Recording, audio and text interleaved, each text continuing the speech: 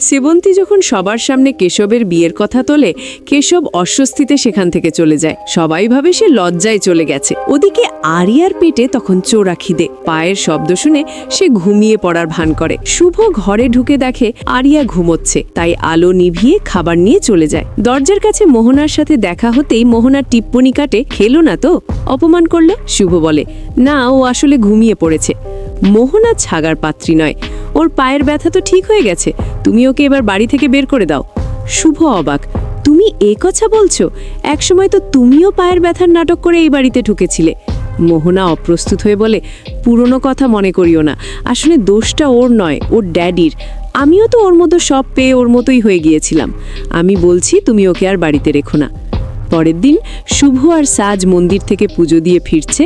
শুভ জিজ্ঞেস করে, তুই ঠাকুরের কাছে কি চাইলি? সাজ মিষ্টি হেসে বলে, তোমার খুশি আর শ্রীদিকে তুমি যেন খুব তাড়াতাড়ি নিজের কাছে ফিরে পাও। এরপর সাজ বাড়ি ফিরে শুভর কথা মতো সবার থেকে আশীর্বাদ নেয়। ঠিক তখনই সমিত সবার জন্য নতুন জামা কাপড় নিয়ে আসে। শুভর কথা মতো আরিয়ার জন্য একটা সুন্দর পোশাক আনা হয়েছে।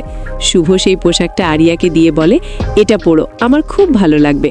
সাজের জন্মদিনের পার্টিতে একজন অতিথি এসে সাজের খুব প্রশংসা করছিল। মোহনা তখনই বলে উঠল, সমস্ত কৃতিত্ব শুভর।